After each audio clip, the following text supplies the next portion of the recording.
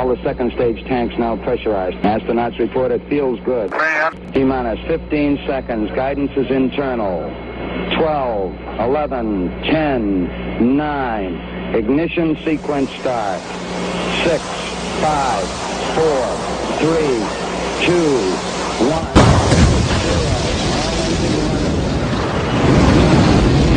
Like a furry torpedo to the jugular. This is Honey Badger Radio. Radio with Buddy.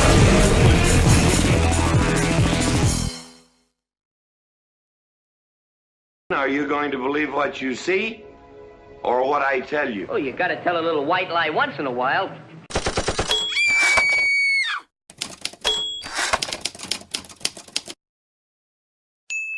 HBR Talk with Hannah Wallen. Previously on HBR Talk, we've discussed what I've labeled the feminist advocacy research scam, a form of academic fraud wherein dogma is established as accepted, unquestionable fact through academic chicanery instead of rigorous vetting. Feminist writing and biased research are used to support conclusions that have no basis in fact and wrongly applied to the general population, but not widely promoted. Instead, they're buried under layers of citation and essay with an end result in the form of a report from newer research that traces back to the previous layer. That is then widely promoted with the flaws at its roots shielded from public scrutiny by a trail of citations mostly hidden behind paywalls or in exclusive academic libraries. When the validity of any claims based on these House of Cards supported reports is challenged, the feminist response is not to provide evidence because they don't have any. These are the resplendent garments of a thoroughly naked emperor, or perhaps an empress, and you'd better proclaim their elegance and beauty, lest you become the target of a smear campaign by her supporters. They will use shaming, cry-bullying, and censorship to shut the questioner down before the entire scam gets exposed. That behavior has been protecting feminist narratives for decades. This is how a belief like the Duluth model of official response to intimate partner and sexual violence makes its way into becoming internationally standard practice, despite the fact that even one of its creators admits that it is based solely on ideology. It's how the toxic masculinity narrative became established as an issue to be confronted by the American Psychological Association, despite the fact that feminism's use of it originated not with research, but with Rayo Connell's gender dysphoria filtered through her feminist belief in patriarchy theory and buried under layers of self-citation. And patriarchy. There's another feminist "because we said so" narrative that is often explained using made-up terms designed to validate otherwise ridiculous attitudes and impositions like imputations of malice against the entire male population. You know, because if a feminist gives her narrative a label, like "malived experience," you can't question it. It must be real because it has a name, right? Try to get one to prove their crazy conspiracy theory and you will be treated to several rounds of circular reasoning that presents adversity faced by women and girls as if it is unique in type or degree, cites that as evidence of patriarchal oppression, then cites this alleged patriarchal oppression as evidence that the types and degrees of adversity faced by women and girls are unique. The fallacy here is obvious, yet the myth of patriarchal oppression enjoys widespread acceptance. Why is this obvious tripe so easily adopted, with feminist buzzwords, myths, and attitudes becoming the filter through which gender issues are observed and discussed? Well, again, it's because they said so, or rather because they saturated public discussion with enough repetition to disguise their dogma as common knowledge that only a fool would question. You'd have to be a fool because everyone knows feminism is about equality for women, and what kind of person would oppose that? It's why everyone knows that without feminism, women wouldn't be able to work outside the home, even though women working outside the home predates feminism by a long stretch. If you question feminist claims about this, well, clearly you just want to go back to the days when women weren't allowed to work, even though there was no such time. It's why everyone knows women get paid a fraction of what men get paid for the same work, even though the wage gap myth is based on a comparison of raw averages among very unequal job choices and work habits. If you refuse to accept the narrative, it's not because you're opposed to manipulating the economy based on lies, but because you want women to be second-class citizens. It's why everyone knows that feminists are the reason birth control exists, because there was nothing before the pill, even though condom use predates the movement by centuries, and feminists have opposed birth control access for men as an affront to women's control over human reproduction. If you question the feminist narrative on this, it's most certainly because you want to keep women barefoot and pregnant, probably slaving in the kitchen to feed families of 27 kids while giving birth to another one on the fly, like in Monty Python's The Meaning of Life. Even though every kind of hormonal birth control in existence could disappear right now, and women would still have more options for controlling our fertility than men have for controlling theirs. And that's not counting abstinence or the available methods of aborting a pregnancy. It's why everyone knows that if it weren't for feminism, women would never have gotten the right to vote. Even though the suffragist movement, the movement that rightfully deserves recognition for their fight for universal suffrage, was not a feminist movement. And the violent feminist suffragette movement may have actually been a detriment instead of a help in getting women's voting rights established. If you question society's debt to feminism for women's suffrage, it's obviously not because you're a history buff, but instead because you oppose women's voting rights, despite the fact that nothing about modern feminism can even remotely be credited with their protection. It's why everyone knows that until the mid-20th century it was totally legal for men to beat their wives. Even though laws against wife-beating predate the feminist movement, those old laws carried harsh penalties like horsewhipping and public humiliation, and feminists have fought to prevent men from receiving the same recourse or protection against abusive female partners that women currently have against abusive male partners. It's why everyone knows that there is a culture of tolerance for rape resulting in a worldwide rape epidemic, affecting anywhere from a fifth to half of the female population. Even though research that tracks women's assessment of their own experiences instead of filtering vague answers to vague survey questions through feminist dogma before deciding their victim status for them, finds that number to be at most 1 out of 50, and quite possibly even fewer. If you question the feminist rape culture narrative, it's not because you treat the crime very seriously and are only willing to base your opinions on accurate information. No, clearly you are a rape apologist. Maybe even a rapist yourself, and hey, maybe someone should contact authorities about you. It's why everyone knows that that epidemic of rape is mostly male perpetrated against mostly female victims, even though about 40% of incidents that same survey would identify as rape if the researchers hadn't designed their definition to exclude being forced to penetrate, would be female perpetrated acts against male victims. If you challenge the standards that obscure this male victim set, it's not because your compassion for victims of sexual violence isn't limited by the sex of the victim and perpetrator. No, it's because you are trying to deflect from the real victims, women and girls, you creepy, potentially dangerous rape apologist. It's why everyone knows that at one point in time women were considered men's property. Even though the laws that feminists cite as evidence for this do not deem women property, but instead make women's welfare the responsibility of the male head of their household, with rights, restrictions, and obligations faced by both sexes in conjunction with that expectation. If you show consideration for men's experience under coverture and guardianship systems, it's not because you recognize the burdens those systems impose on them. It's because you think women should go back to being men's property, literally chattel. And everyone knows that throughout history, women have been oppressed by a dominating and controlling patriarchal system, because feminists said so. If asked to prove patriarchy theory is valid, they'll cite the feminist mythology that everyone knows as evidence. If you point out the flaws in their argument, talk about men's experiences of systematic oppression, point out the progress women have made, or otherwise question the patriarchal oppression narrative, it's not because you see feminism as an oversimplification of a rather complex history. You just hate women and want to see them oppressed. You certainly can't be allowed to publicly question feminism like this. Why, you make feminists feel unsafe! This formula, repeated assertion of victim status defended by attacks on the character and social standing of critics who question that narrative, has successfully intimidated or indoctrinated the general public into tolerating all manner of false beliefs. It's been working because most people don't question these narratives, or if they do, they stop the moment their questioning is deemed offensive by the thought police.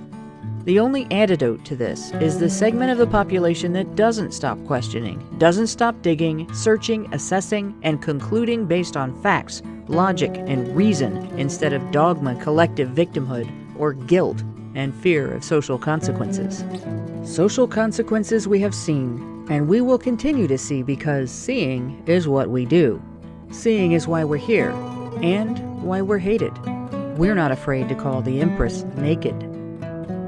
Tune in to HBR Talk as we discuss the made-up language of feminism and how it's used to obscure the baseless nature of most of the claims the movement makes.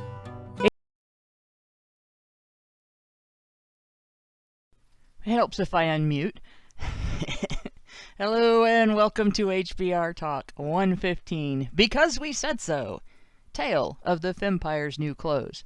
I'm your host, Hannah Wallen, here with Nonsense Annihilator Lauren B., and possibly also she who must be obeyed, Karen Strawn, but we don't know yet. But we're going to tear feminism a new understanding. But first, we're choosing to share some other important information. If you haven't already, please head on over to badgerfeed.com and register to receive notifications. We can't make YouTube give us fair treatment, but we can pick up their slack by offering that information to you ourselves. And we can't stop corporate entities from engaging in political censorship and discrimination, but we can provide you with an alternate way to support our work. That's why feedthebadger.com is the most stable way to help us out. So remember, folks, information is power. We have it. Go to Badger Feed for information and Feed the Badger to help us share that information. And speaking of sharing information, don't forget to smash that like button and share us on every social media site you use. Grab some popcorn, throw open the gates of reason, and unleash your friendly neighborhood badgers on Normie Society. Let's give them something to talk about. I think what you mean to say is let's give them something that they can lie about, because that's what they do. They just lie about the things that we say. And I'm going to have to correct you again. I think for today's show, my name should be Coffee McCoffface. Good God. You sound awful. Oh my gosh. You sound very phlegmy, Lauren. I am very phlegmy, and please don't make me laugh because that will send me into a coughing fit, and nobody wants to hear that. So I shouldn't tell people that most of the time you sound like a New Yorker, but this week you're Flemish. No, see, there you go, Hannah. It's worse. She might as well be Welsh. Oh, you need God. You need a half a pint of phlegm in your throat just to pronounce the place names. Well, that's what the alcohol is for. See, because whiskey helps with that. It's like it's a whole country walking around doing what my uncle used to do that used to weird me out when I was a kid sleeping over at my cousin's house. He'd be just like walking up and down the hallway in the morning going You're giving away my secret language, Karen. I've got a guy at work, and it must be like some kind of compulsive thing with him. But, at least 10 times a day, you'll hear him. Yeah. It's disgusting. Like, why is that necessary? He's not really, well, it doesn't seem like he's a very phlegmy kind of guy, but. Well, you know what? You know what it is. You know what it is. That's post-nasal drip. Yeah. Right. So that's mucus dripping from the back of his nose into his nasopharyngea or whatever it's called, right? And you can't get rid of it by coughing. No, you have to use saline nose drops. You can't get rid of it by coughing. You can't get it out of there by coughing. You have to do that. Yeah. It's sound. Fun. It's fun. And then of course there's post-feminist drip, which is the steady diet of made-up words and phrases and ridiculous ideas and stuff like that that comes from feminist ideology and feminist dogma.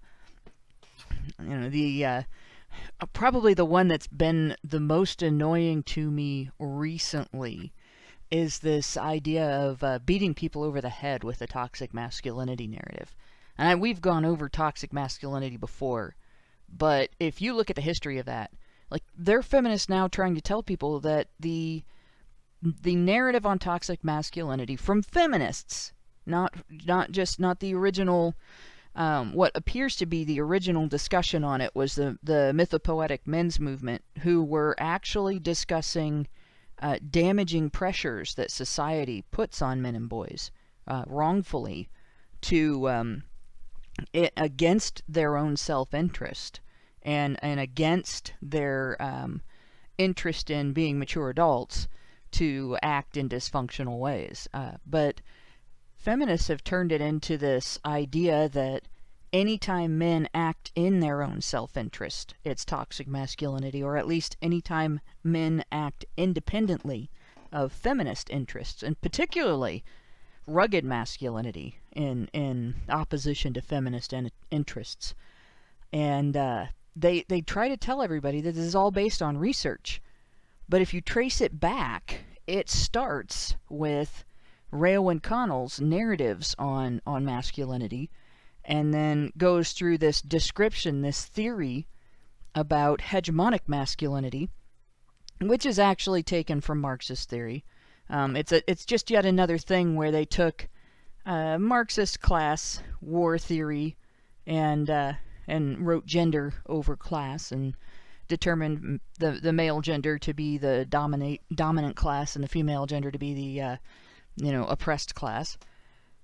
And then they go through and look at activities in society and attitudes in society, and attribute masculinity, or attribute to masculinity specific behaviors and attitudes that are present in both sexes and are directed at both sexes. And nobody's ever questioned it. I think that, you can actually look at, some of the ways that masculinity can go overboard. Like, you can look at some of the ways that femininity can go overboard, sort of unleashed hypergamy and things like that, right? You can actually say that, along the spectrum of each trait, right, from 0 to 100, you kind of want to, the middle way is probably a good way, right? And if you get too far to either side, that's not good. And that men might be likely to go too far, more likely to go too far to one end of that scale on a number of traits, and women might be more likely to go to the other end of that scale on a number of traits, right? If we were discussing that, I think that, in an honest way, I think that it's like Michael Gurian, I believe it was, who said, like, you have this boy, right? And in the boy is this amazing sort of instrumentality. He wants to act on the world, right? And he's gonna do it, right?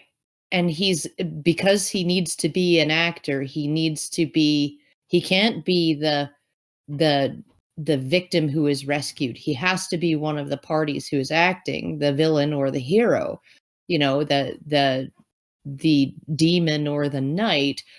Well, affirm the knight, right? And actually just guide him in his instrumentality in constructive ways, right? That's how you do it. Because if you don't, then you're going to find that a lot of these sort of what these behaviors are, I think a lot of people would see just rampant promiscuity on the part of men, pickup artistry, serious pickup artistry, where you got guys who are having sex with hundreds of women.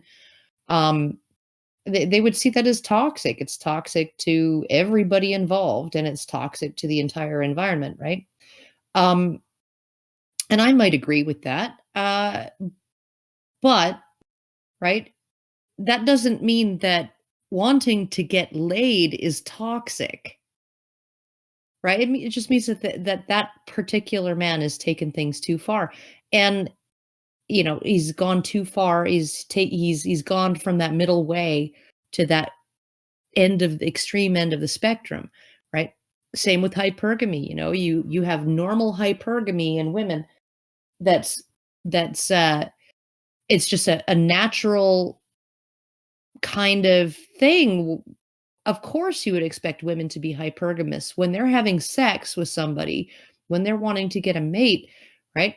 In the back of their brains, maybe even in their subconscious, right? They're thinking about, is this guy going to be able to provide for me in the 6 months to a year, maybe 3 years, when I can't provide for myself and this child? Is he going to be able to do it? Right? Which means he doesn't just have to be as good at providing for me as I am. He has to be able to provide for 3 or 4 people, right? So, but then you have gold diggers on that extreme end of the spectrum, right? And if we were talking about those traits, which are definitely gendered and which are definitely can be carried too far, and which society has always tried to sort of put some sort of constraint on, and the constraint that society has always found most useful in placing in order to rein those impulses in has been monogamous marriage.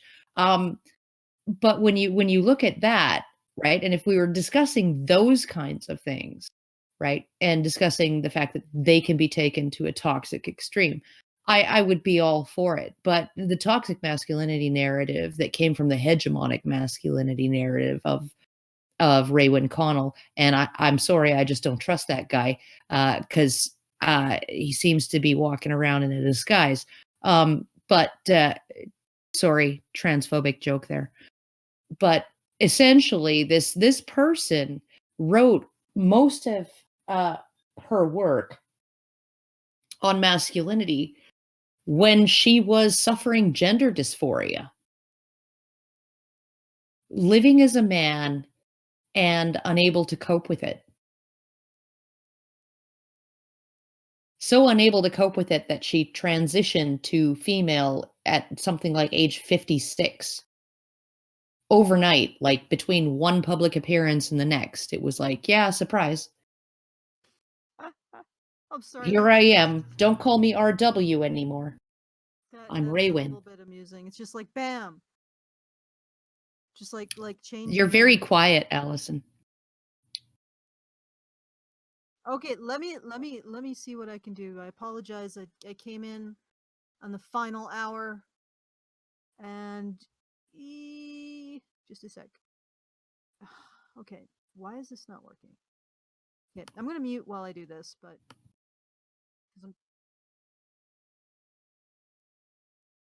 Oop, I have to unmute in OBS before other people will hear me, but I'm going to add what Karen was saying here on this, and that is that, we looked into this, I looked into this, and one of the big things that really bugged me about Raywin Connell's narratives on toxic masculinity is that they are almost identical to the sort of discussions that you have with respect to trans women who have had that experience of gender dysphoria. What did you hate about being male?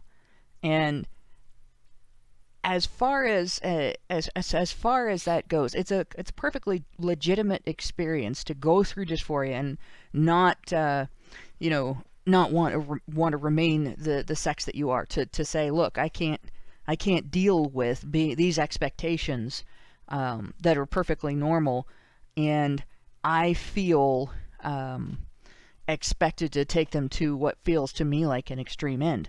But at the other end of that experience isn't necessarily going to be the experience of cisgendered men. It may be perfectly natural for a cisgendered man to engage in the level of stoicism that is upsetting to somebody experiencing gender dysphoria, to have that expectation placed on them. It may be perfectly normal for a guy to want to be completely rugged, to want to be not necessarily, Grizzly Adams, but to solve his problems by doing rather than by discussing, and to think things out for himself rather than ask everybody around him, what do you think of this? And only to ask questions of other people if he hits a wall and actually needs somebody to give him advice. And then usually, from my experience with cisgendered men, and in particular, like men at the more rugged end of things, they look for somebody that they have experienced as an expert.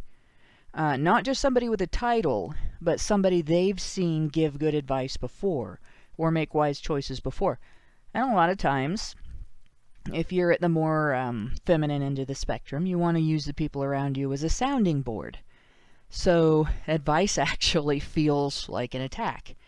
I've been in that mentality before for a short period of time, during the part of my life when my estrogen level was at its highest, actually. And it's all of a sudden, it's like, instead of, hey, this is a good idea, it's like, oh, you think I'm doing something wrong, right? Yeah, and that's why are you toxic femininity. Why are you preaching to me and judging me? Yes. It's not the nail, God damn it. It's not the nail. Yeah, and so for guys to have this experience of like normalcy in what would bug somebody if they were experiencing gender dysphoria because they are at the more feminine end of the spectrum, that doesn't make them wrong just because the person observing masculinity through a filter of gender dysphoria has a degree. But we are told as advocates for men that we don't know what we're talking about.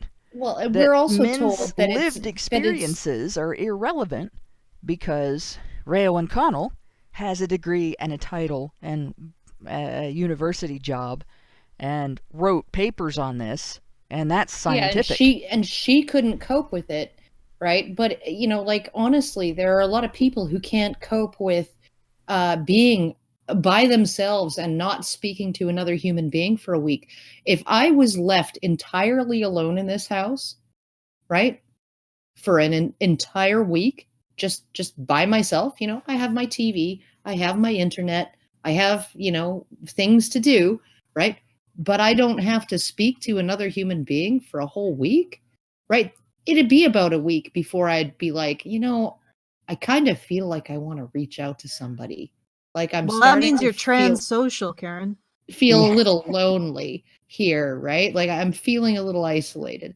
But, some people cannot go a day without interacting socially with other people. They can't stand it, right? Yeah. And so I'm looking at it and I'm thinking Ray Wynn Connell could not stand it.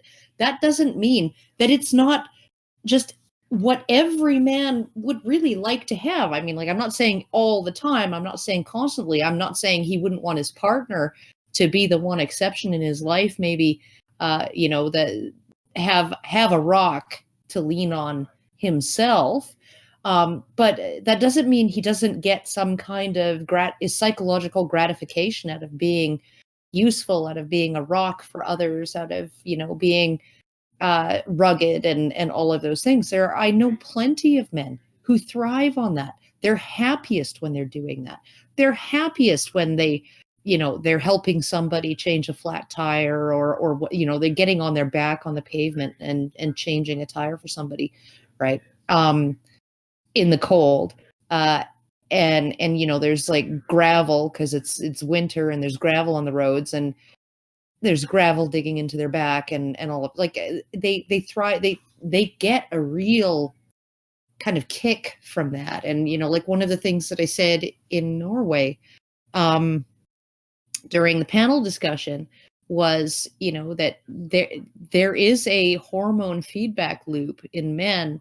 They measured it amongst a hunter-gatherer tribe in Bolivia, where they essentially tested saliva samples for testosterone levels when men would leave in pairs to go hunting, right? And they tested their saliva every hour or something like that on the what is usually like a full 8 to 12 hour day of going out, finding an animal, killing it, and bringing it back, right? And they measured their hormone responses, and what they got, their testosterone is quite low through the whole process of stalking the animal. Once they get that animal, they get this huge hit of testosterone. It's this flood of confidence and a feeling of victory and a feeling of like, yes, right? And on top of that, that testosterone helps them rebuild their muscles faster and all of that, right? And it boosts their vascular system. And then on top of that, they get a huge surge of oxytocin at that moment, which reminds them, I have a family at home. That's the bonding love drug. That's the love hormone. I have a family at home. So we're not going to sit here, the two of us, and eat this fucking thing together, right? And just be like, yeah, no, it's cool. We just ate the whole fucking thing. No, they're going to schlep that animal back home because they're being compelled by their hormones to think of their families, to think of and to take that animal that took them so much work to go out and get. They're going to bring it back home and they're going to share it with those people, right? And then on top of that, testosterone also increases fairness in bargaining. So of course they're going to split. They're going to split the animal down the middle and share it equally. Wouldn't it be a shame if there was a public movement that were to exploit that tendency? I know. Wouldn't it be a shame? Saying to men with these strong instincts, oh hey, you're not doing enough of that sharing, and because you don't have empathy for women, and you've never developed it throughout all of the various eons of being raised by them. You have never schlepped that damn thing home to share it with your women folk. Never. But you can finally correct that. Yeah. You, the singular generation of men who has ever had the instinct to protect and provide for women. No, it's not an instinct. Before in history. It's not an instinct, Alison. It's actually just it's not an instinct. It's what decent human beings do, and it's what we have to teach boys and men to do because they don't have an instinct to do it. Because they don't have any empathy, and they've never developed empathy despite being raised by women throughout all of human history. As long as we've been hominids, female hominids have raised male hominids, but they've never developed any kind of empathy or familiar feeling for them. Hey, Alison, I'm going to ask you to turn your mic up a little bit more. I've got you boosted in Discord, but it's how does that? How is that? That's definitely better. Yes. That's definitely better. And I'll all right. I apologize to everyone. I was ranting about how this is the very, very, very first generation in human history where men actually cared about women. Yeah, or children. And it's all thanks to feminism. Feminism isn't exploiting an instinct that already exists by telling men that they don't have it, which makes them desperate to prove that they do. No. Feminism has finally found the formula to create empathy in men that has never existed ever in human history. Ever. Of course, they can't really explain what that is, but... You know what's hilarious, Alison? Because I was reading an article. Fucking thing that anybody gets taken in by it. No, I was reading an article. I forget whether it was the Telegraph or the Daily Mail or the Guardian or something like that about the Victorian dad, right? And we have it was called the Victorian dad was the original new dad, right? Or the original modern dad or whatever, right? And it really dispelled a lot of the misconceptions we have about Victorian dads being cold and unfeeling. Kind of like the Mary Poppins. Because I really doubt that they were the new dad. I know. Like every time you look back and they're like, those men back then were horrible, but us men here and now are great, right? And it's not a function that women's lives are better because those men built the infrastructure that we all take for granted now. No, it's because they hated women. The issue was, right, there was a narrative in the public discourse, right, that at the time that fathers were cold and unfeeling and they were very disciplinarian and all of this other stuff, right? and they were quite distant from their children. And children should be seen and not heard, and you can present the children to me once a day, just before dinner, before we send them off to eat in another room with the governess, and we eat here in the dining room, right? And this kind of really cold reputation that Victorian dads had, right? But the researcher actually went and looked at the diaries and memoirs of children raised by Victorian dads, and found that Victorian dads were typically, even the alcoholics, right, were typically deeply involved with their children. They wanted to teach their children about the world, show them new things, take them out and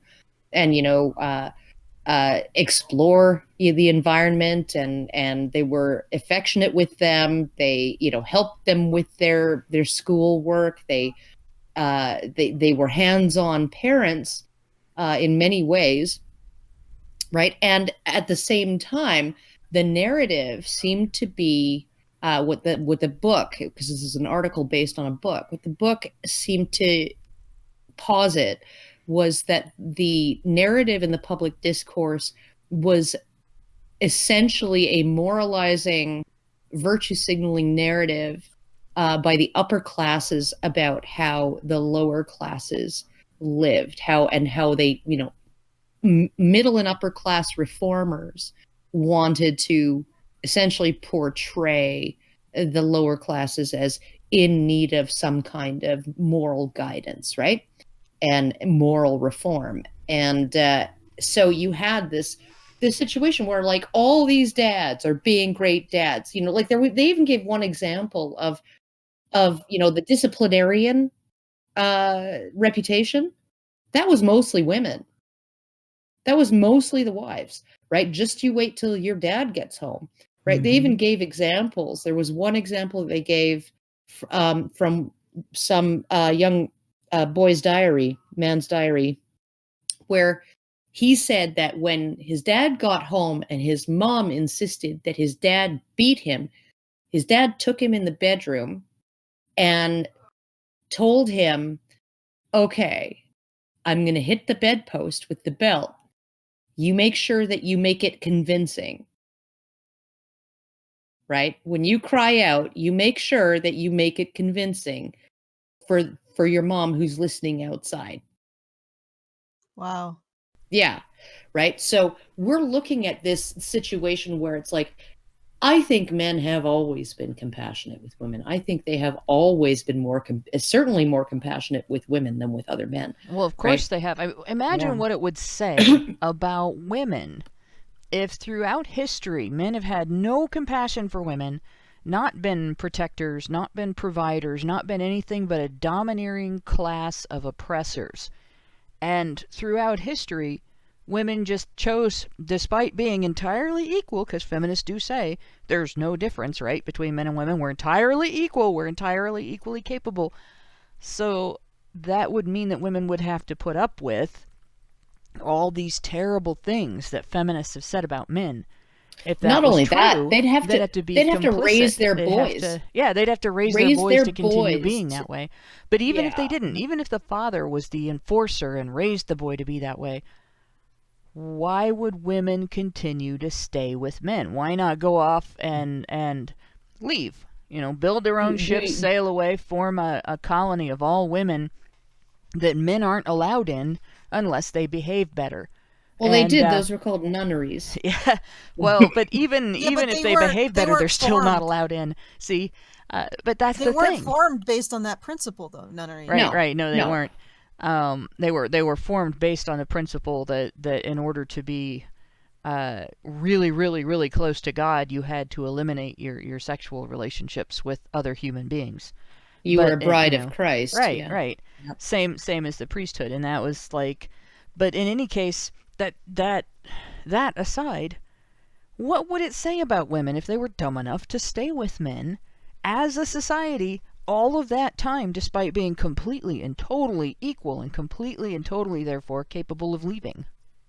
Well, there was never any society of women in the entire history of, I guess in the entirety of recorded history since writing began, let's say, right? That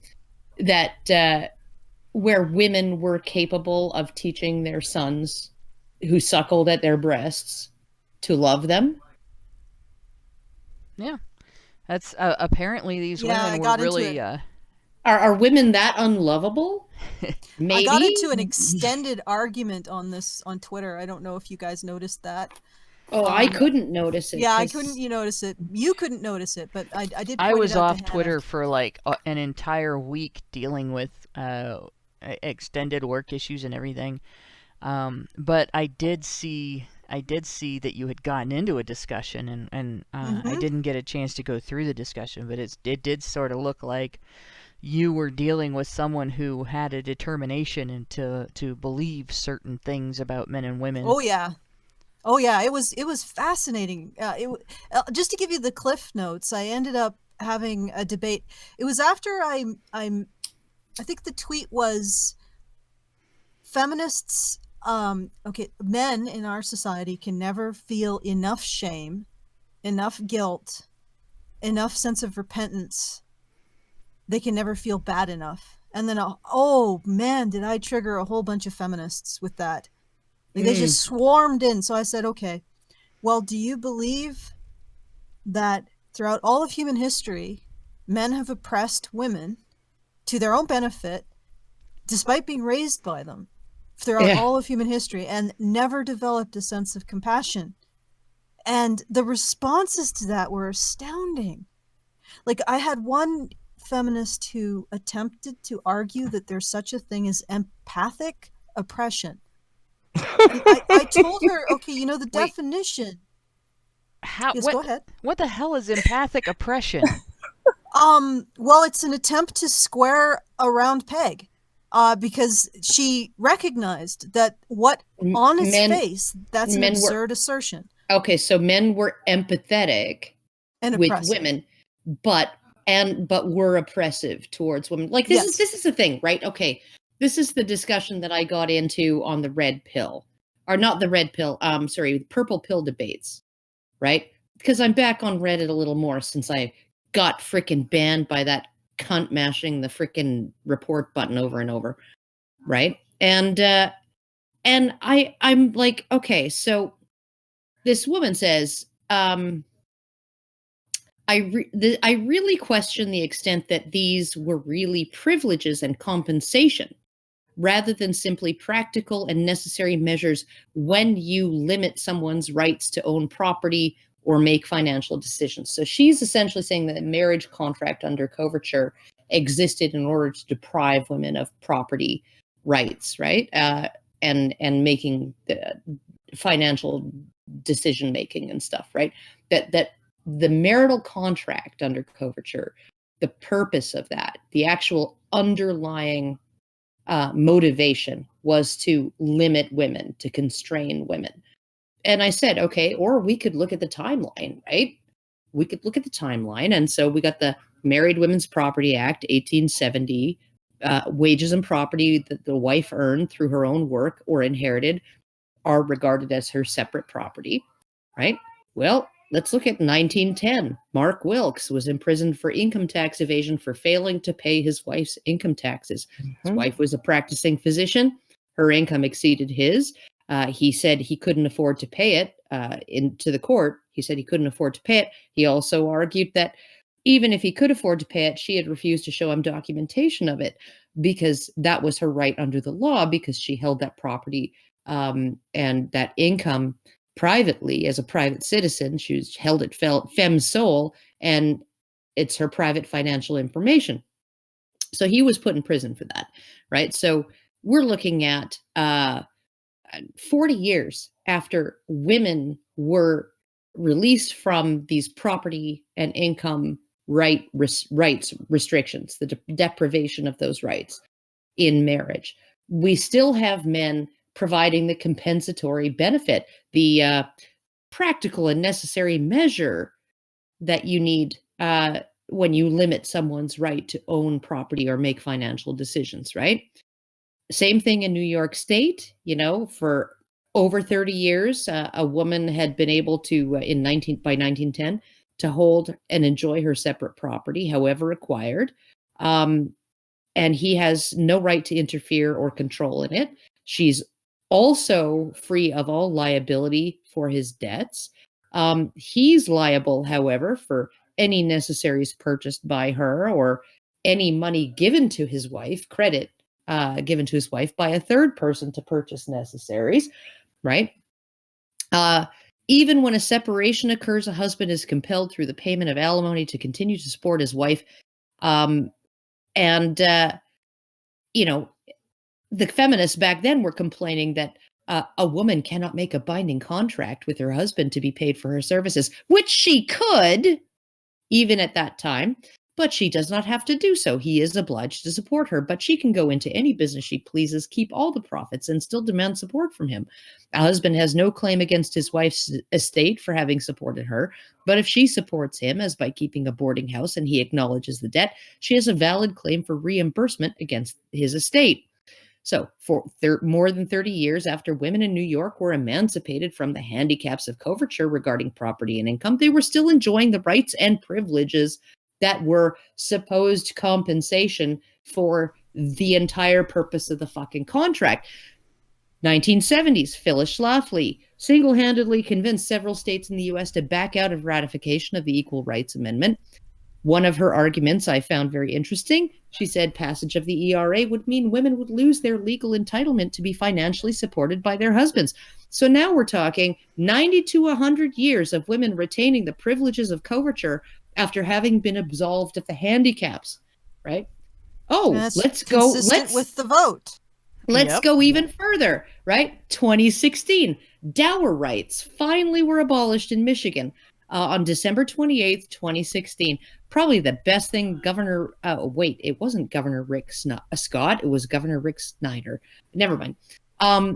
He abolished all statutory or common law rights of dower in Michigan, except in the case of a widow whose husband died before the act's effective date, right?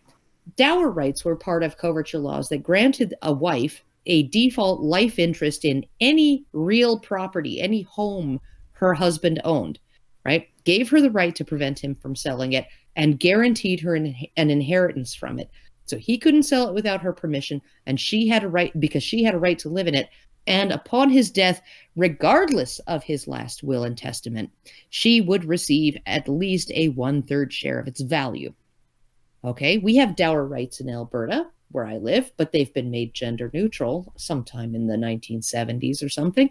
But in Michigan, up until 2016, dower rights were gendered, and they were straight out of the coverture laws of the 1600s. So,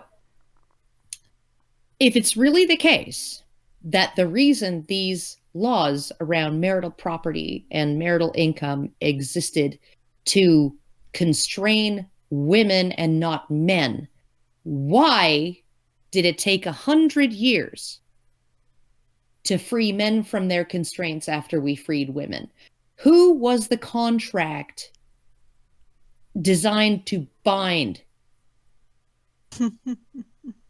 Well, you see, Karen, that's an example. It's the one we're not going to let out of it, isn't it? It's an example of empathic oppression of women. Oh, right. So this is a new thing feminists are going to get into the public lexicon of, this is where what everybody thinks and believes and the words they use to describe human relationships now, just by repeating it over and over again, just like they did with the idea that coverture and guardianship laws made women men's property, or made women as free as children, which actually they were freer because even children can be held responsible for some things. But yeah, this is exactly the kind of thing that gets foisted off on the public as this is a universal known truth. Everybody is aware of it, and we've all accepted it just because feminists have repeated it over and over again. Well, empathic oppression. I told her. That sounds a lot like benevolent sexism. I told her, I gave her the definition of oppression, which is cruel or unjust behavior prolonged over time. And I'm like, how can you square that with empathic? Because empathic means that somebody can understand another person's point of view. No, I can understand. I can see why that could exist. Empathic oppression, because empathic, cruel, or unjust. Sadistic sociopaths need to have some idea of what their victims are feeling, right? But I think part of what's going on here is we're using the colloquial term empathic. That means to not just understand someone else's point of view, but to sympathize with it. See, the problem with that is they're using affect you in a positive way. They're substituting the term compassion or empathy when they mean compassion. Like compassion is when you care about someone else's experience. It doesn't necessarily mean you feel sorry for them. I was the one who brought up empathy, to develop empathy for women. Because I'm using it in the colloquial term, which is to mean to develop a fellow sympathy or like a compassion towards. She took that and she tried to square the round peg by saying that men had empathic oppression. And what she meant by that is that men had compassion. They understood women's point of view. They had compassion for them, but they still engaged in cruel and unjust prolonged restriction of them. And I just looked at that and I said, no, that doesn't work. And she just flitted off. But the other feminists that I talked to, and I had an extended, because they would go different ways. Some would simply say yes, and then I would thank them for their time. They would just, I would say, so do you believe that men never developed compassion for women? They oppressed women throughout all of human history, never developed compassion for women. Despite being raised by them. And you realize that in the same situation, for the same length of time, a woman could take, or a series of women, generations of women, could take a man-eating saber-toothed tiger and turn it into a reliable companion that would protect and provide for them. So that's an animal that has instincts to eat humans and turn it into a reliable companion that protect and provide them. But in the same amount of time, I mean, actually far, far longer than it would take to do that, women could never turn a group of people who started with the instinct to protect and provide for them and have a hormonal response to women's indications of women's distress. So if a testosterone surge is a reward for getting that gazelle, when women cry, men's testosterone goes down. So they're being punished every time a woman is in distress. So despite all of that, it's chemical warfare. Isn't that like a violation of the Geneva Convention or something? Something like that. Isn't that a red line? But despite all of that, all of those assets that a woman could turn in her favor, women as a group never were able to raise men to have compassion for them throughout all of human history. And of course, some feminists just said yes. And like I said, I thank them for their time. It's good to know that you are standing by that, as insane as it is, but at least you're honest. And then some feminists, like the one tried to get the empathic or the compassionate oppression. And then one simply argued that raising men throughout all of human history would never be something that could create compassion in men. And or for women. Did she give a reason why? Well, first of all, they managed to do the reverse Uno card on me, and they got me arguing the negative of their own assertion, our own insane assertion. But we went through all kinds of studies. In particular, the study that I looked at was a study on rats. So when they do a behavioral model study in rats, it's because they've already established that the behavior exists in humans. So they'd already established the fact that human beings will feel empathy towards a group of people that they've had social exposure to or a social experience with. And they base that. So, for example, if you have a social experience and interracial social experience, that's it. You're exposed to people of a different race, and it's positive, or even just exposed to them. You will have a tendency to view people of that race more positively and be pro-social towards them. If you're raised with them, if you have friends with them, you go to the same school, if one of your parents is of a different race, that kind of thing. This is a very well established and understood phenomenon among humans. It's why we can have multiracial societies without all breaking into some kind of enormous tribal conflict at the drop of a hat. And I know that a lot of people would say that it is that conflict, but if we really didn't have this ability to be pro-social to people who have traits different than our own just through social exposure, we would never be able to create a diverse society. It would be impossible. We constantly fighting in the streets. There wouldn't be crews of people of different backgrounds building skyscrapers together, which is what happened in New York.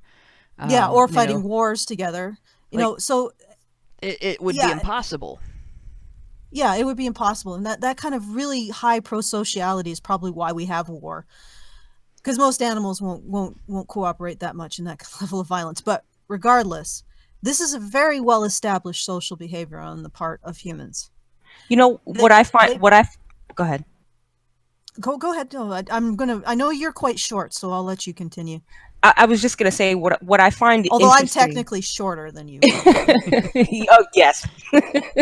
What I find interesting about the feminists that you were interacting with, if they agree that women are not able to raise men who are empathic towards women, shouldn't that be seen as a failure on women?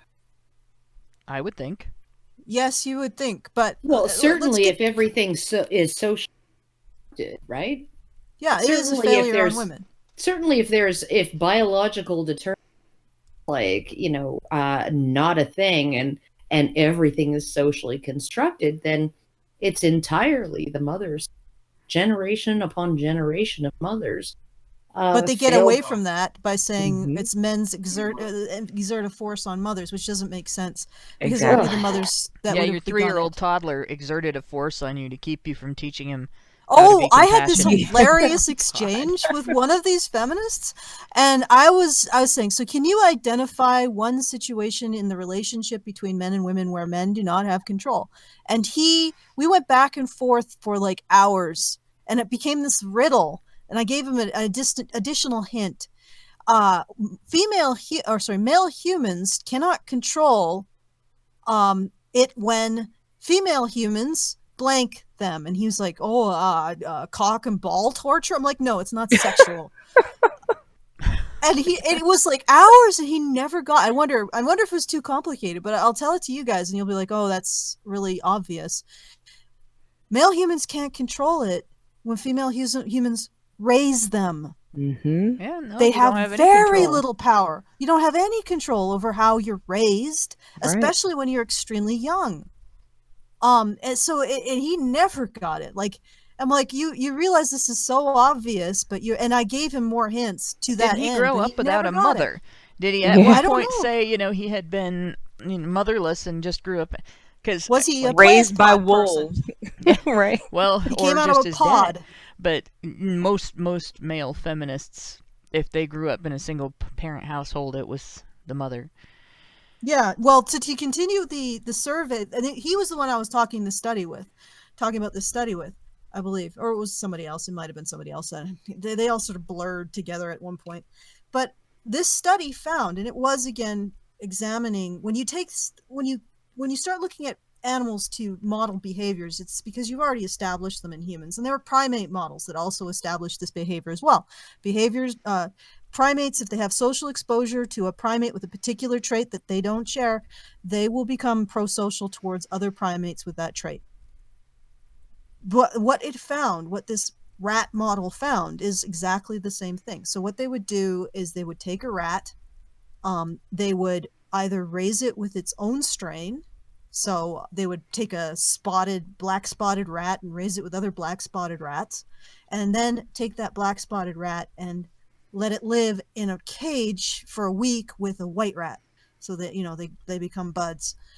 Or they would raise that black spotted rat with white rats and see what happened.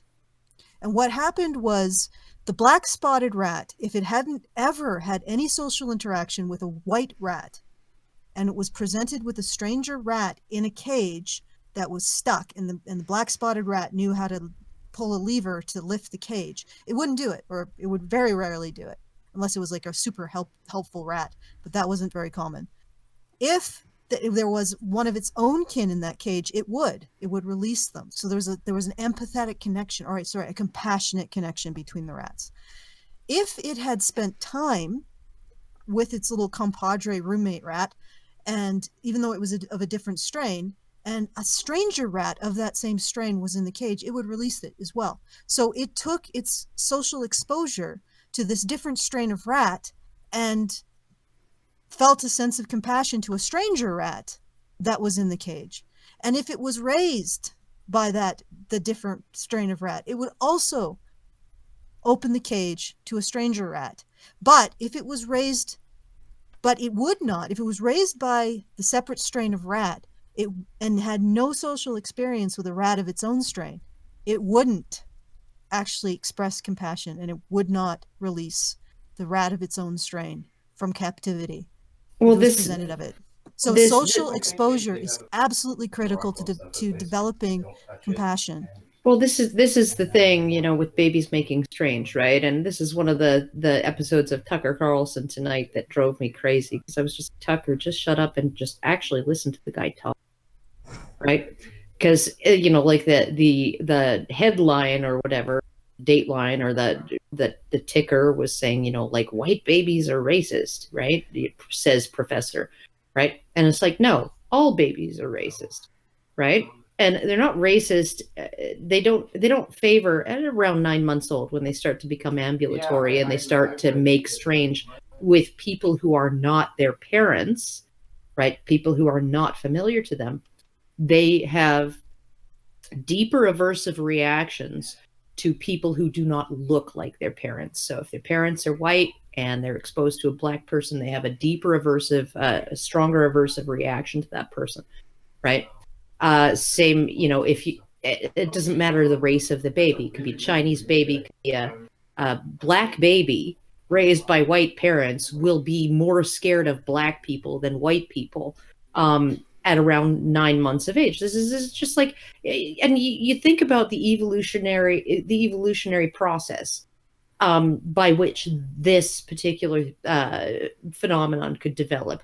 Well, just around the time when babies can get around on their own and maybe encounter individuals, not always people, maybe individuals that are not human, but have faces, right, that don't look like their parents, right? Well, what do you do when you're a vulnerable infant and you come across a stranger who may not be friendly to you? You sound an alarm and get your parents to come running and take you away from the situation. That's what you do. That's how babies survived, right? Which means that, yes, all babies are racist. And the sociologist or psychologist or whatever it was said the way to get around this is to expose children right from, the word go, to people who look different, to all kinds of people, right? If you expose them to all kinds of people, then they expand their criteria of who is, safe, who is one of us, who is a friendly, right? Because in other words, if you provide them positive interactions with people who look different from their parents, then they will not have this response. In other words, the way that Generation X and the generations before were raised, where we went to local parks in our communities and played with large groups of kids without a huge amount of parental supervision, where we developed positive experiences around learning to cooperate with each other to enjoy games and even completely unorganized until we made them up ourselves games, that actually helps to teach children as they're growing up how to engage with wider and wider groups of people as adults. Our children are being deprived of a very valuable social tool today because they are not allowed to do that. I'll tell you one thing as well, right? Free play in nature, unsupervised by adults, is one of the biggest predictors of the development of healthy compassion, healthy empathy, right? Another one is father presence, and another one is rough and tumble play. Yeah, right? one of the reasons father presence is a big deal in that is because when the father isn't present, the child doesn't get those other things. The mother hovers, doesn't let the children duke it out, doesn't let the children argue with each other, comes up with a whole set of rules. And it's not even, I don't know that it's even necessarily, women just do this.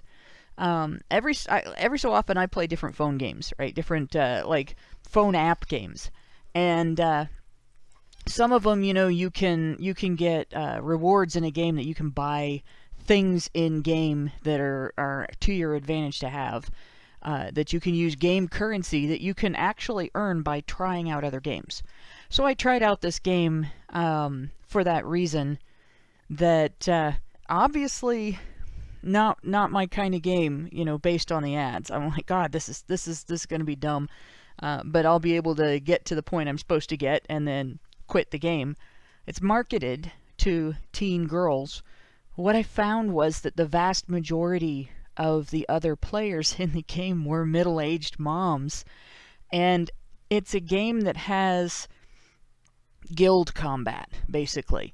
A lot of these games have this where you build up a kingdom of your own or resources of your own. You develop strengths, like as a game warrior in this game, and then your opponents are the other players in the game, and you form unions or guilds or whatever they call them. Different games have different names for them, and you go up against each other. And the guild war in this particular game that's dominated by middle-aged moms. They had organized a set of rules by which people take turns winning. Like, it wasn't competitive anymore. Gross. I was gross. Just like, gross. You have got to be kidding me. What's the point? Everybody gets a turn. And I thought, this is not managing children. This is women managing each other and managing this game so nobody's feelings get hurt. This is a cell phone app game. Yeah, well, I know. What they're doing is they're managing the acquisition and distribution of resources, which is funny because the resources are imaginary. But I think that's actually at the root of why there's a lot of this kind of feminine, specifically feminist competition between women with different lifestyle choices. So instead of looking at a stay-at-home mother or a surrendered wife or a career woman or any woman who's any kind of like any dot along that spectrum and saying, well, does she live ethically? Well, if she's living ethically, if she is concerned and cares for, she's a proper citizen, whatever, she can make her arrangements in whatever way that she wants. If she has a husband, she treats him with respect and honesty, right? Like whether or not he's a stay-at-home or whatever. If she's a career woman and she actually keeps her hypergamy in check and appreciates her husband, fine. As long as she's behaving ethically, it shouldn't matter how she structures her life. But it does matter if you're in the mindset of which type of woman deserves the resources. And that's why you see the competition. Well, here's the thing too, there has to be conformity, because if women don't conform to each other, they cannot acquire the resources, or they are acquiring resources in a way that is outside the sisterhood, and therefore illegitimate. And sorry for talking over you, Karen, there. No. I was actually interrupting you a little bit, but Roy Baumeister brought it up in his book, Is There Anything Good About Men? Which is actually the second book my daughter took with her on her commute to school on the city bus when we moved here. I bought her a whole bunch of freaking normal books for 15-year-old girls, like Aragon and stuff like that. And that was what she picked. Is There Anything Good About Men? And then she picked Adam Jones's Gender Inclusive. And then she picked the Casey Johnson treatment of the Duke lacrosse false rape accusation. So I mean, like, this is my daughter. She just picked them off the shelf to bring to school to read on the bus on the way. But anyway, he mentioned a study that was done where they had teams of men and teams of women. There was a foreman of each team who, and the task was to paint a house, and they were given a pool of money, and they were essentially told to, okay, manage your team, paint the house, and distribute the money as you see fit, right? The 4 men and 4 women, right? And when the group was all female, they distributed all of the pay equally, regardless of role and regardless of who showed up 2 hours late and who knocked off early and who spent half the day texting on their phone, right? Whereas the men, actually, the men who were in charge of their team paid based on performance, right? So this I think is really, this is indicative of this whole, I think the equality narrative, the equality of outcome narrative, almost bizarrely feminine in nature. Yeah. Like you literally have studies where if you have you take a worker and you tell him or her, okay, so you can have a $300 raise, right? But the person in the cubicle next to you is going to get a $500 raise, right? Or you can have a $200 raise and the person in the next cubicle is going to get a $200 raise. Women will choose the $200 raise.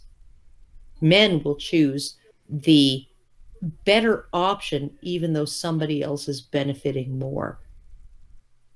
Yeah, it reminds me of an interview that Jordan Peterson did on the BBC a while ago, and the question was asked to him if he believes in equality of outcome, and all of the rest of the hosts were female. He was the only male on the panel, and he responded, no, and they all almost in unison go, why? It is a very feminine thing that they want to make sure that everyone has the same, and anything that it's bizarre too, because and I think that's like a plausible deniability, right? Because if you actually look at women, right, and it's like they're like, oh my God, like we went to Cancun and like here I posted, did you see that all the pictures that I posted on Facebook, and they are like brutally competitive, but it's all under the fucking surface. None of it is outwardly spoken, right? Oh no, I'm all for equality of outcome. I want at the same equality time, of outcome. They want but a baseline of guaranteed equality of outcome that ensures that even if they don't contribute an equal value to society, they're not left out of that baseline of available resources. True. They don't want to be expected to earn. They don't want to be expelled from survival. Consider how much of feminist problems with everything is really not allowing certain groups of women to succeed better than they do. Yeah. Beautiful women.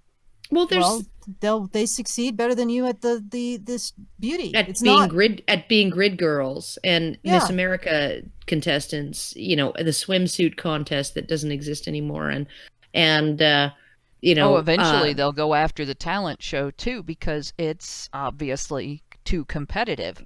Yeah, of course. And also, then there succeed, won't be.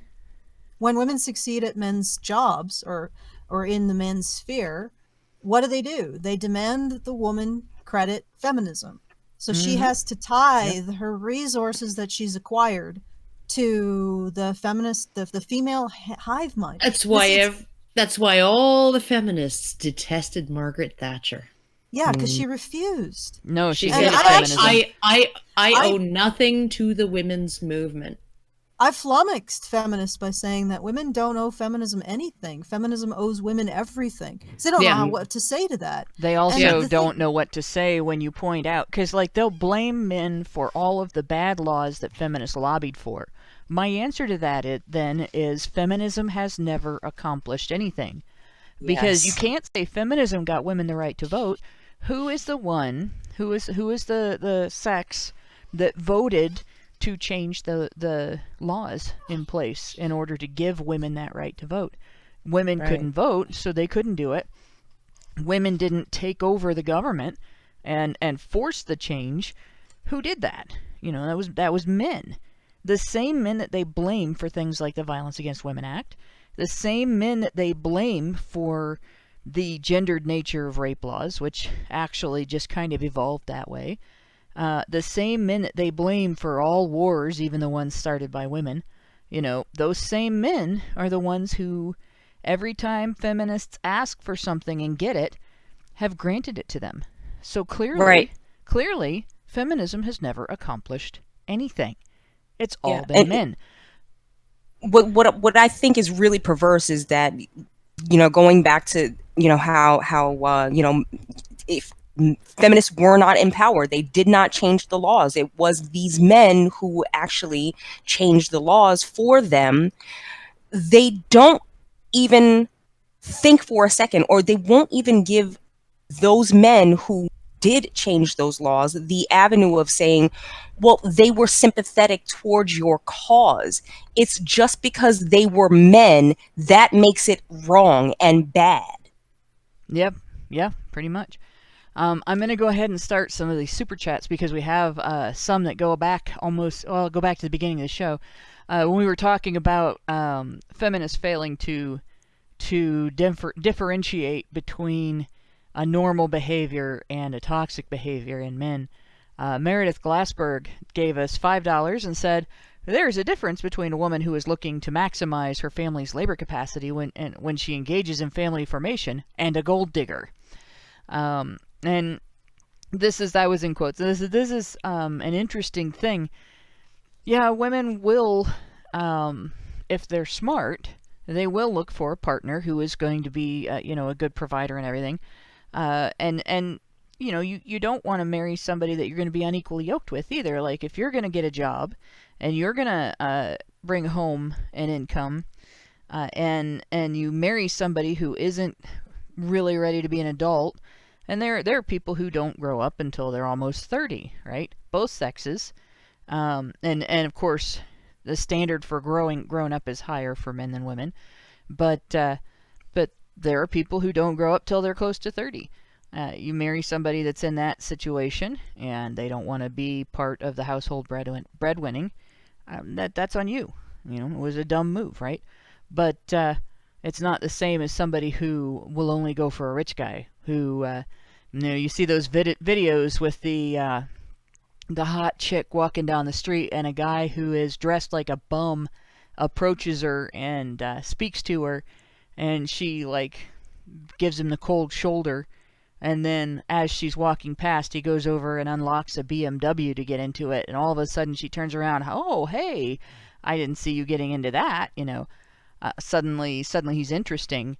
And that's the only thing that made him interesting. That's gold digger. You know, the gal who has standards, you have to be a responsible adult. I'm going to be a responsible adult. I'm going to work, and I expect you to work, you know, unless we come up with an arrangement where one of us stays home. And if that, in my house, if one of us had been going to be a stay-at-home parent, to be honest, my husband would have been way better at that than me. We didn't do that. We couldn't afford to. But if we had done it, I wasn't going to be the one to stay home. Like, a gal doesn't necessarily have to be demanding of resources and insisting on being treated to the best of everything financially, or not having to work while he goes out and works.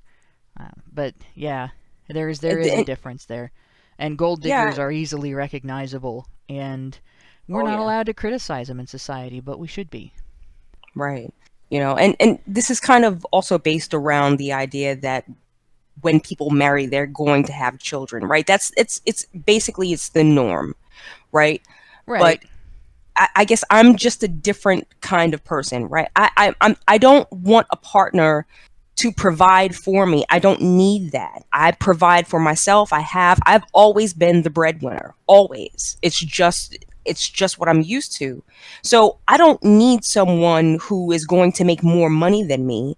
I just need to know that you are responsible enough to take care of yourself. You have your own place, you pay your own bills, and you're not, like destitute. I don't need you to match me financially for me to be able to accept you as a romantic partner. But that's because I don't intend on having children with anyone. Now, if I did, then yes, I would expect that time that, I have to take off of work because I just had a baby or, whatever, that my husband or my partner would step up and be able to take care and pick up the slack financially. That is something that women should look for if your goal is to produce a family. Well, mainly you just look for somebody who's mature enough that you guys can work out through your mutual emotional investment, your mutual interest in the welfare of your family. How are we going to handle this situation? Right. And it's the other way around too. Like when my husband was injured and he was off work for 6 weeks, I took a shitload of extra shifts. When my husband's ex-wife was collecting child support, and the government was taking so much out of his check between child support and taxes that they were leaving him with like 15% of his gross income every payday. I was the breadwinner of the family. And you just have to be able to do that. The difference is we expect that of men, right? Our society expects that of men and tolerates women who expect that of men when they're not incapacitated, when they're not compromised, when they could go out and get a job. But they don't expect the reverse. And men who do choose to be something like a stay-at-home dad, they get really mistreated. I'm going to go on with the next one. I just want to say, a lot of marriages break up when there are financial problems. If the man can't provide, then that's when women just decide that they're not happy anymore. I don't know why, but I'm not happy in this marriage anymore. I don't feel valued because you didn't pay me to be here. Right, you don't bring me flowers anymore. Yeah. Miles Kinslow gave us $5 and said, "Hey guys, there is now a reboot for Saved by the Bell coming." And I saw that. Hearing that makes me, oh shit, no, because like that's every time they reboot something, they ruin it, right? They change it. It was great, and they want to reboot it because it was great, but let's do it differently this time. Let's destroy the formula, right? And he goes on, where the popular kid is a trans girl. Is this an example of the demasculinization of society? I wouldn't necessarily call it that. Although I do think it is an example of the tokenism of trans people in modern media, which is a big problem in my opinion. Just that they're being treated as accessories. They're being treated as currency. They're the new social token. Currency. Right. It's just like how you had to have the token black person. Now it's turning into the token gay or trans person. Yeah, it's not respectful. I would feel completely insulted by that. When I was in school, there was a girl 2 years younger than me that was a habitual runaway. And she did this thing that when I found out about it, I was just... It's one of those, like, the feeling that you get when you're running around barefoot outside and you step in the mud and then you look down and you realize it's dog poop, right? That's the way I felt about hearing about her behavior. And what she did was she ran away to the nearest larger city in my area, hid out in an abandoned building, and let it be known that she would do any black guy that showed up, and only just the black guys. And it when the discussion of it came out, it was pretty obvious that she thought she was a white girl doing them a favor, that by not being prejudiced against them. Mm-hmm. And it's just like, do you realize how slimy that is? You're not doing them a favor. You're emoting all over them.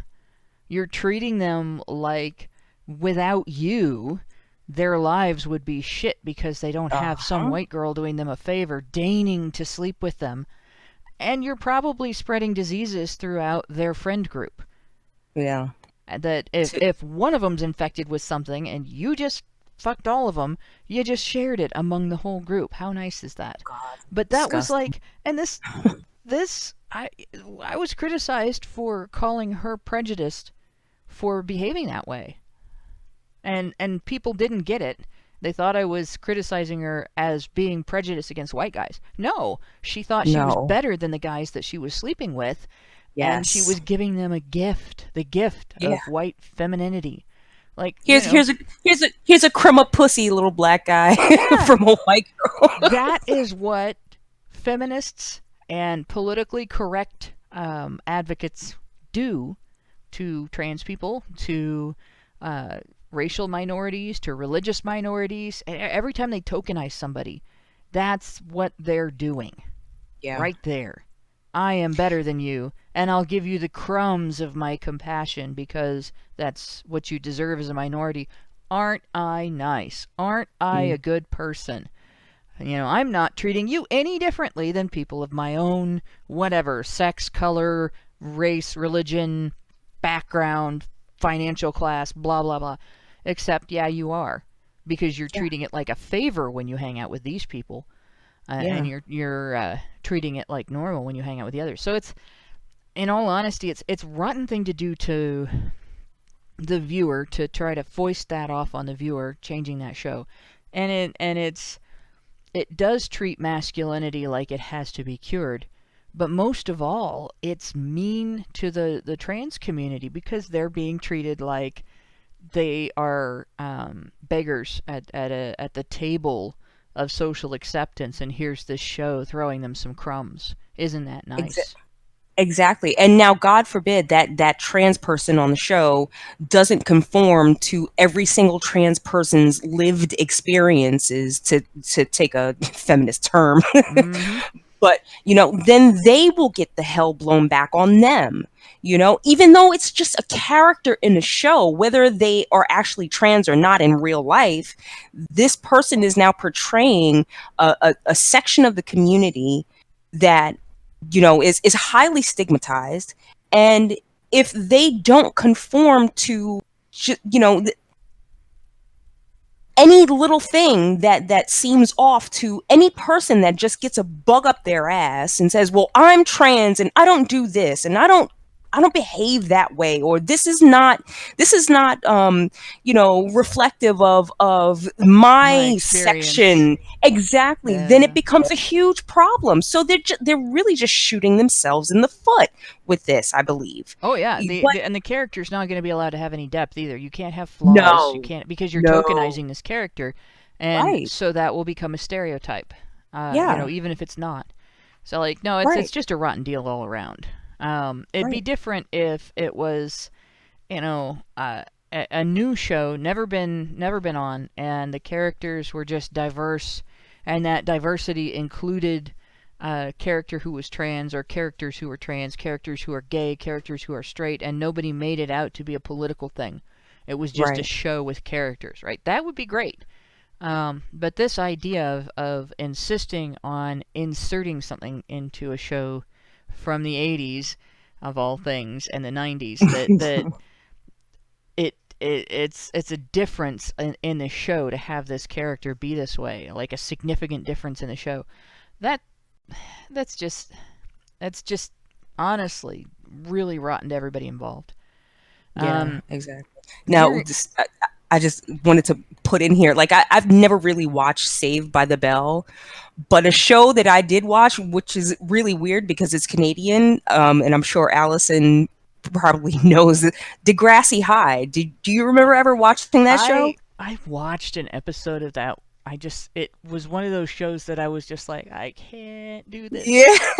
Why did they put this on television? There were two shows like that were really popular when I was in school. There was that one and a show called James, and there were 2 years of it that I was aware of. James at 15 and James at 16, and then it like vanished. And I have a feeling it vanished because it just, people weren't watching it. And I watched an episode of each.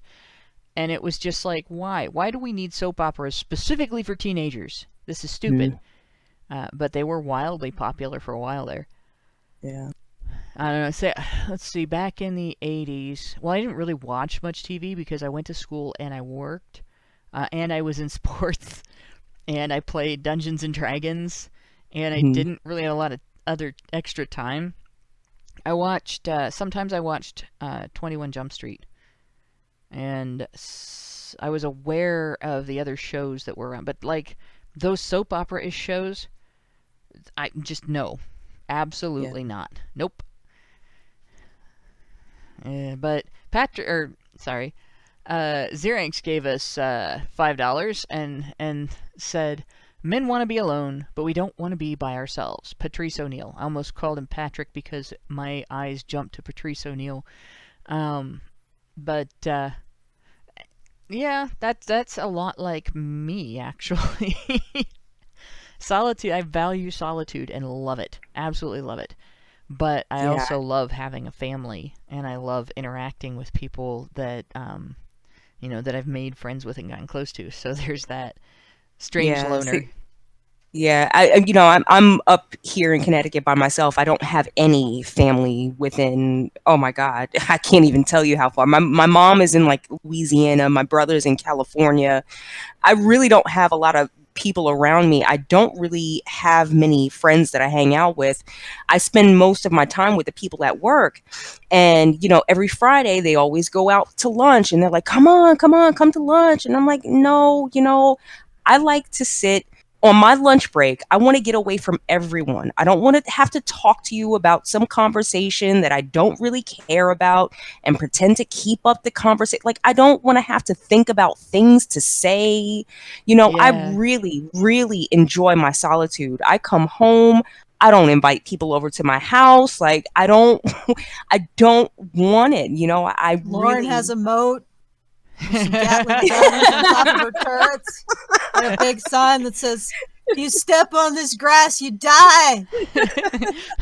Beware! I don't shoot to kill. I don't shoot to kill. I shoot to maim. Then I get you. I hook you on my meat hooks. I drag you in. I make it. Beware of rabbit attack hamsters. Well, I form my boundaries, and people know where my boundaries are. They don't ask me to come out to lunch anymore because they know the answer is no. And it's not that I don't like them. I do genuinely like the group of guys that go out and hang out to lunch, and I've been out with them maybe I think 3 times in 4 or 5 months now. And to me, that's a lot, because I'm it's not something that I'm used to. I just prefer to be on my own with my own thoughts, doing the things that I want to do, because I'm at work now and I'm really, really busy. I don't have the time that I used to have to be on Twitter, to watch my YouTube videos. So when I have my little sliver of time to myself, that's what I do. I play my games on my iPad while I'm listening to or trying to catch up with whatever's going on YouTube or on Twitter. And that's my comfort zone, And it works for me. That's fun. Yeah. Yeah, I agree. There's quite a lot of that with me. I've always been the eat lunch alone, but I enjoy socializing just on my own terms. Yeah. And see, that's the thing. Like during work hours, it's fun when they come around and we can laugh and joke and play around. Yeah. I do enjoy that, but my time is mine, and I share it with the people that I choose to share it with. And right now he's in England, so that's not going to happen. Josh Chasen gave us $5 and said, guys, this pander scene And then it links to oldreddit.com, Pander comments, and it has a meme. She's like the cold, distant mother I never had, but I'm not going to open it. Polaris gave us $10 and says, if you can get... Okay, how do you pronounce this guy's name? John Kiriakou. I'm looking at this on the wrong screen, man. I have to try to differentiate between three letters together that like to try to form an M. But it's John not an Kiriakou on the show. It's just a trans M. Well, it's either Kiriakou or a Kamaku, but I don't think that's it. He spent time in prison and has some things to say about the conditions and the corrupt guards. Also, Karen, Chemical Warfare is a Slayer song.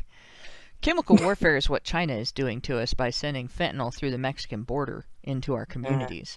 Then we have Ray Patson donated $2 and says, invite at Pink Hedonist. JP tweeted her YouTube video. Pink Hedonist is very interesting. I think she should come on. I don't know. We already this other fellow I definitely will sounds like somebody that I would like to interview, and maybe Brian might find him interesting also, because I know he does one-on-one chats with people about their experiences like this. So, we're already talking to, or at least I'm talking to Pink Hedonist, and Brian is already on the case. And I've also got a discussion going with oh gosh, who was I just saying earlier? Brain fart. Damn it. I just asked you about it, Alison. That's dumb. Pink Hedonist? No, not Pink Hedonist. The other person I was... Deborah Pawnee. She's Firebird Psych on Twitter. Okay, yeah. Yeah, she's So another one that I want to of, get her on the show and get a discussion going. We had a great discussion on Skype not too long ago about women and resilience and how feminism messes that up, and a lot of sort of social evolution in our society sort of created the environment for that. And it's the kind of thing that I definitely want to have an HBR Talk discussion about, because it makes a big difference for both sexes. So, I mean, women who are not resilient are not good partners for men. And women who are not resilient are never going to understand why they are habitual failures in their lives when they're trying to succeed at the types of things that feminists complain women don't get to do. So, yeah, and you think that they would, because invariably they tend to be the more, what they call feminine gender expression orientation, so a feminine woman. Mm-hmm. But they don't ever consider that masculine women might have something of worth to say. Right, and they don't consider the possibility that the reason men are succeeding at certain things that women aren't might be because of a difference in emotional resilience that's required in order to be able to do things like, take criticism without taking it personally. In order to do things like... They also dismiss the perspective of masculine women. That's what I've noticed. Yeah, oh yeah, because masculine women do those things. In fact, they'll get mad at us for it. Like I actually had somebody succeed in exactly the way that they expect us to. It's back to that resource thing. We've suddenly acquired a resource that they didn't decide for us to have. Therefore, we're wrong. It might even be when they don't understand. I have had Twitter feminists attack my physical appearance more than my logic by a long shot over the last 4 or 5 years that I've been, or 5 or 6 years I guess, that I've been having knockdown dragouts with feminists on Twitter. And God Evolves, the guy that got Karen banned, actually went so far as to dig up an image of me that was a screen grab from one of my videos that the person who made it was angry at me for something else, and he altered the video in Photoshop or GIMP or something like that, and then green tinted it for some reason, and it looks funny, but it was obviously intended to attack the ego, right? Attack my self-esteem. Except I already know what I do look like, so I'm not worried if there's a picture on the internet that doesn't look like me that's getting passed around. Look, Hannah's ugly. Like, people can just go see my videos and they know otherwise, and that doesn't really contradict the points that I'm making in conversation.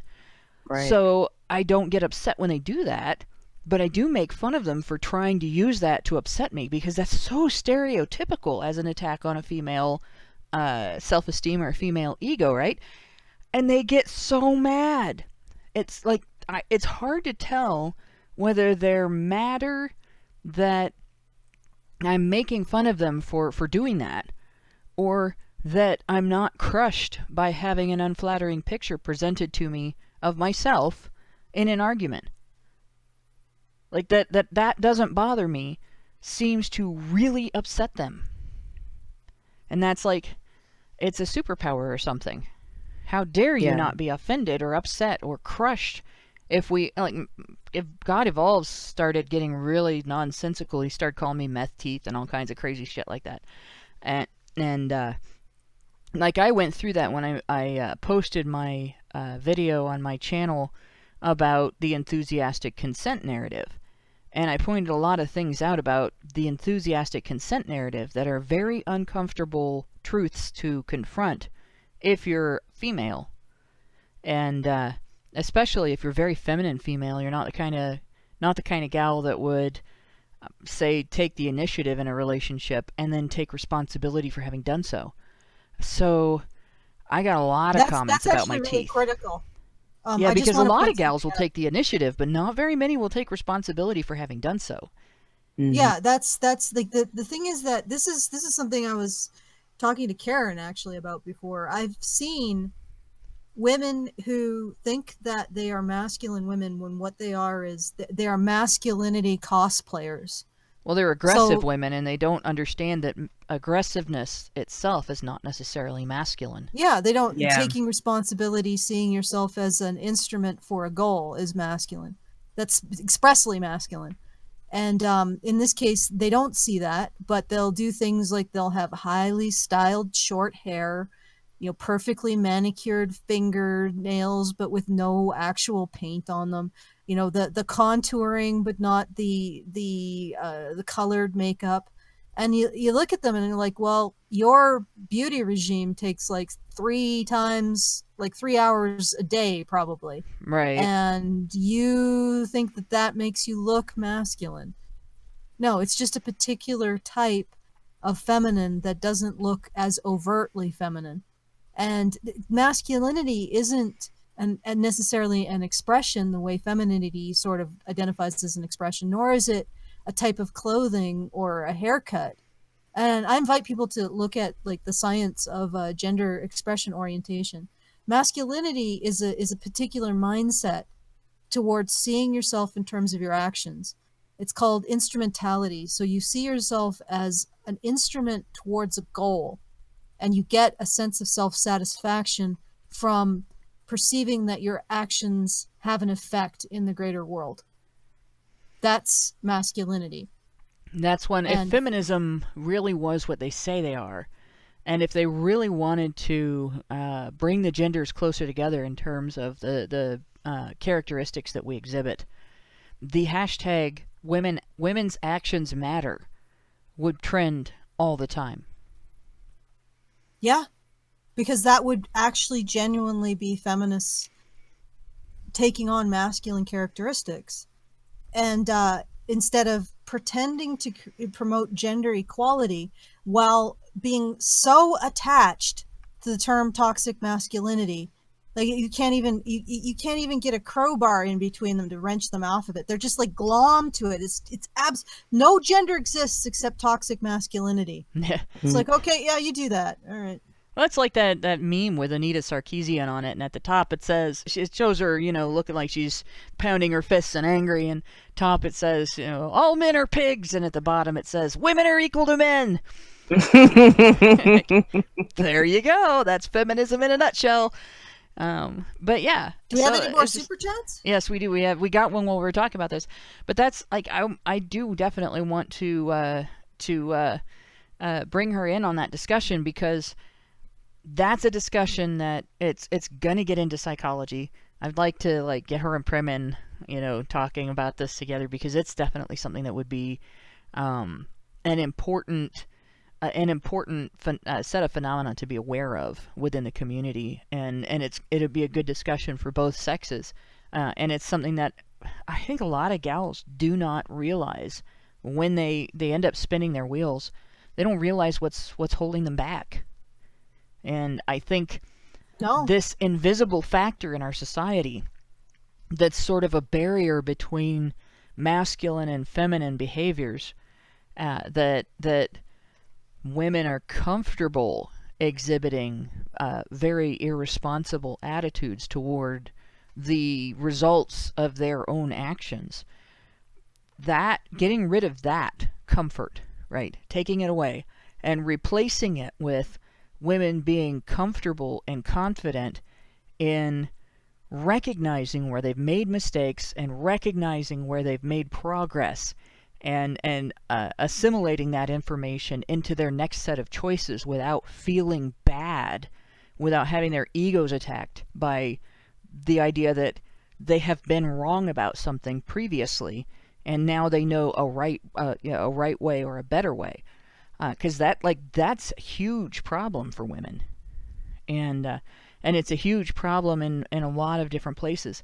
Hell, we've got I've said this before, but we've got whole systems, whole financial systems in our society, in most first world countries now, that exist almost solely for the purpose of transferring the financial consequences of women's unwise sexual choices to society at large, and to the nearest man that she can point out. Like, how infantilizing. And how can you overcome the innate helplessness that inflicts on the people that it's intended to protect? So well, you can't. Yeah. It's like one thing that really astounded me when I heard it. It's like, well, men prevent women from creating innovations. So men prevent women from creating something that doesn't exist yet because women haven't created it. Yep. I think you got your sense of causality between men and women is a little screwed up. You might want to address that before you start commenting on the relationship between the genders, because that's in general what I see coming from feminists when I look at how we perceive gender. And I think this is more than just how we perceive it. It's the effect of particular hormonal profiles. What men are instrumental, women are expressive, reactive. So they react to something. They sense something in the environment, and they react to it. Which, in both cases, both are valid and legitimate tools. One gets things done. The other makes sure you don't get eaten by a saber-toothed tiger while the others are getting things done. Yep. So it's both important stuff. And the problem is that feminists seem to be exactly that, like unexamined, that men are the instruments, women are the expressors and the reactions to what men do, and they don't deviate from that to the point where they are actually ostracizing in many ways. They're ostracizing, or they're completely and utterly removing as acceptable masculine women who instrumentalize, because we're not allowed to see ourselves primarily in terms of our actions instead of how we are victims of society and men. And it also marginalizes the true feminine in men, which is the ability to recognize when you're acted upon and express that you do not like it. That is a feminine characteristic. But instead, what they do is they promote men who are in a surface level feminine, but still want to see their masculinity, to recognize female vulnerability as greater than male. That's what I see anyway. Yeah. Sometimes you get the really femme gay guys who just can't stand any women whatsoever for a single second. But other than that, for the most part, the feminine men that they're promoting will always say, no, women's victimhood is greater than men's. So there still is where it counts, where the rubber hits the road. They're still instrumentalizing masculinity and seeing femininity as reactive and expressive. The only difference is that now they've baked it into the so-called perception of reality. So instead of just being an orientation of the mind based on hormonal profiles, which is very legitimate, like men definitely do this, masculine women do it, probably not as much as men, but they do it more than feminine women, and then you have feminine men. So I mean, this is a real thing. This is feminine and masculine orientations are real, but they're taking it and they're taking a particular interpretation of that, saying that it's gender neutral, and then entrenching it as a reality that nobody can question. And it's like, why don't you step back? Okay, feminists, step back, and then step back some more, and step back a bit more than that, and maybe step back a few more steps and realize that you are not creating gender neutrality. This is not what you're creating. You're actually creating an even more severe dichotomy between masculinity and femininity.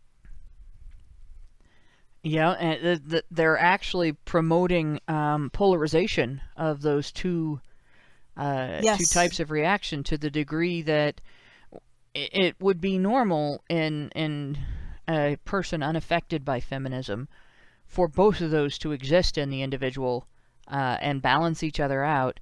But the higher testosterone you are, I think, the more likely you are to view yourself through your actions rather than being reactive. Yes. And the more high estrogen you are, or low testosterone, the more you go the other direction. But they both would exist, and they're trying to polarize that to the idea. They're claiming they want men to be more reactive, but they don't want men to be more reactive because they want to be able to act on them without consequences. I missed they don't a want super women chat here. to be more reactive. Okay, yeah, I don't want this. Like, I would really appreciate if we kept this, not too long, because the time coders are back on the job. I know, and we're back to we're relying on just the show because we haven't been able to do. Karen can't do the recording, so none of us are recording. But in any case, the super chat I missed here, and the reason I keep missing it is because I keep getting new super chats, and then the page progresses and the super chat moves down, and I'm looking at a different one. Meredith Glassberg gave us $5 and said, "Does anyone really think that it was Dad who came up with children should be seen and not heard? I call BS, given that women make social rules." Which is a very good point. Mm-hmm. Then we have the last one that we received. Oh no, there's three now during that conversation. Albert Nada gave us Albert Nada Retro gave us $5 Canadian and said, as I've said before-ish, I was in that room locked in a pillory with my pants down. Ladies, ready your paddles. I guess that's that's the idea of total submission right there. Now, is that the pillory that you're in where the village people would throw rotten fruits and vegetables at you? Because that doesn't sound like fun. Josh Chasen donated $2 and said, "The title of the URL has nothing to do with the image." Oh boy, I really didn't. I'm looking at these on one computer, and I have OBS on the other computer, and I don't even have Streamlabs open. There is no connection. Yeah, the streams do not cross. Exactly.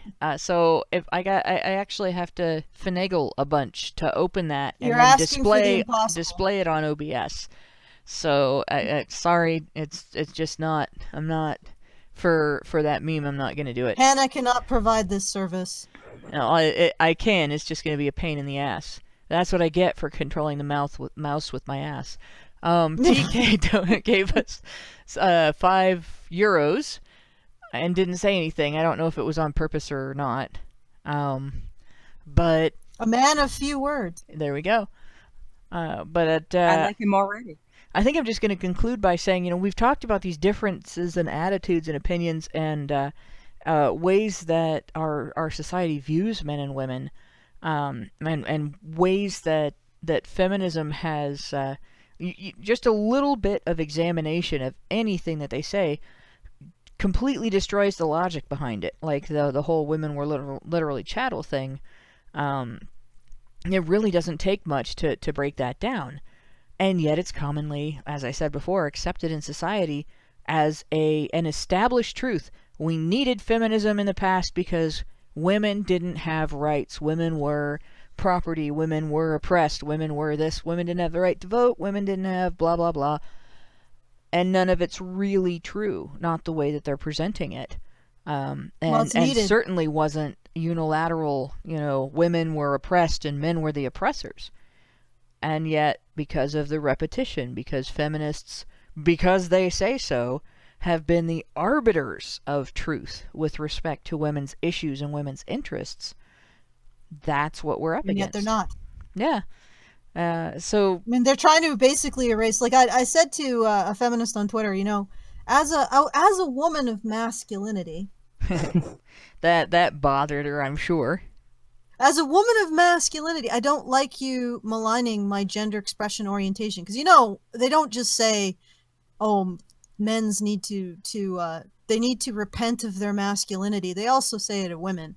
Mm-hmm. They also blame our masculinity for any kind of behavior that they don't like, because they want to. And I remember getting into this conversation. He was like, "Well, this particular feminist said, who openly said that he wants to remove masculinity as an orientation, as the ability to have an identity." So and basically, all trans men are bad. Yeah, all trans men are bad. All women of masculinity are bad, and certainly all men are bad. We should all revoke our identities, all completely. Just. And I said to him, "So why are you suggesting that I do this?" And he said, "Well, because there's so much baggage." And I said, "So if we do that, and we start using a different term to identify people of this particular hormonal makeup, you're not going to attempt to smear that one too as toxic." Right. You see, I've heard this game before, and I know how it works. The point is the exercise of power. And he was like, "Well, why do you want to identify as masculine?" And I'm like, "Because I want to be able to feel a sense of camaraderie with other people who approach their lives the way I do.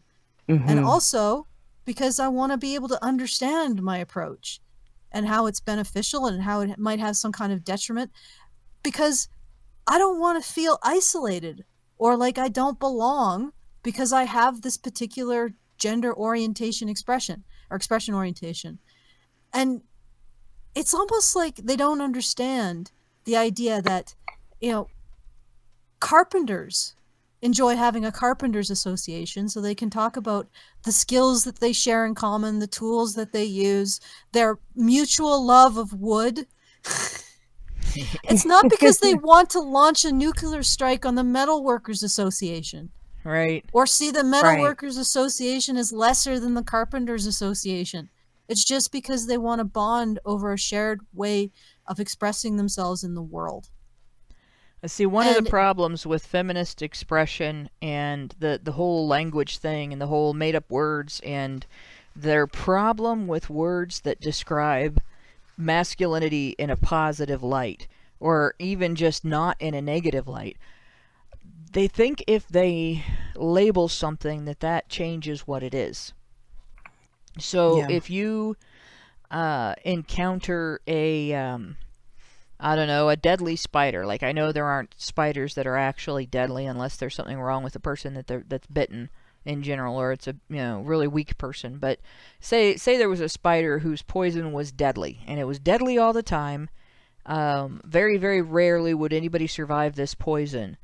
And feminists decided that they didn't want the spider to be poisonous anymore because they were afraid of it. Their solution would be to call it a fish. And if you call it a fish, then it's not a poisonous spider anymore and it can't kill you. They do the opposite with men, masculinity, responsibility, accountability, equality of effort, basically, not just equality of outcome, but meritocracy. These things don't have scary names, but they find them scary, and they want them to be eliminated, and they want them to be scary to other people, and they want them to have to change, so they give them scary labels. And that it seems to be. Yeah, I think that's why, like you were saying, how they attack how we look physically. They don't understand that something that kind of looks like them, if you're a female and you don't subscribe to the feminist narrative, you're a different kind of thing. But in their minds, and it says a lot about these kind of people, like the God evolves, and anyone who attacks a person based on their looks, or a woman based on their looks. If they claim to be a feminist and you attack another woman who disagrees with you based on their looks, it says that you think that women have to think this way. Women have to be this vain, narcissistic type of individual who, oh my God, he said I there's something wrong with the way I look, so now I'm so hurt and upset by it. I'm sorry, but there are women who don't think that way, and they cannot wrap their brains around it. Well, it scares them. It's yeah, they can't just. It scares them, just like it scares them that there are women who can recover from traumatic experiences, being the victim of a violent sex crime, and go on and marry a person of the gender that committed the crime as the person that committed the crime, right? And be happy. It scares them that there are women who don't walk down the street scared every place they go because that happened to them. And it bugs them that there are women who, having heard of these things happening to other women, are not scared constantly. It bugs them that there are people who don't think that's the worst thing that could ever happen to you. Exactly, and it says everything about the women that they know personally in their lives. Right. They don't personally know anyone like that. No family members, no close friends. There are no people around them, no women around them who are just immune to that type of attack. Right. And it's like the first thing that they go to. It's the weakest it's the weakest argument that you can say, oh, you look like this. It's the simplest, it takes nothing to shame a person for being fat. I mean, obviously you can see them, they're larger. And, if you attack them for that, instead of addressing the actual things that they're saying, well, it just shows that you have no argument. You have no defense for your position. So that's what they go to every single time. And it's just... the audacity of it is quite interesting, too. Yeah.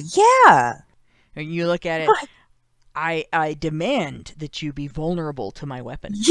Yes, I would have loved to have been able to do that. This past weekend was D&D night. Sunday night was D&D night with my local friends, and we were in a campaign. We ran up against an enemy that had something called damage reduction. For people who don't play D&D, a lot of it's a numbers game. So you have a number that you have to hit in an amount of damage that you do, and you have your types of attacks can vary from weapons to magic and all. And it could do an amount of damage that's measured by a number that's maybe smaller than that total, and it just eventually adds up. But if something has damage reduction, your attack might do 10 damage, but they only take 5. So this damage reduction was vulnerable to magical weapons, which we mostly did not have, and it had the capability of inflicting uncontrollable fear on the characters that would cause your character to run away from the battle for a period of time, and then you would have to run back. So you were removed from the battle and you couldn't fight. And I see this kind of thing happen on Twitter all the time, where these feminist Twitter users are like, they're accustomed to having a particular type of attack work on a person. Like, we're going to attack your statement you made with shaming language. You're a misogynist, right? Yeah, and when it doesn't work, they turn into Greta Thunberg. Right? How dare you? So they're dealing with somebody who has emotional damage reduction. They're not going to be upset. You can call me a misogynist all night long. You could call me a fascist and a Nazi and call me everything. Call me late for supper. I don't care. I'll fix my own supper. You've stolen my dreams. All of a sudden, they're powerless. Yep. And that does. I noticed that they become terrified. and they start calling in their friends, and they start, trying random attacks that make no sense whatsoever, and they start using the report button for things, and I might have difficulty with my account for a while because I've been reported as a bot. And it's like they start trying to guess what you are.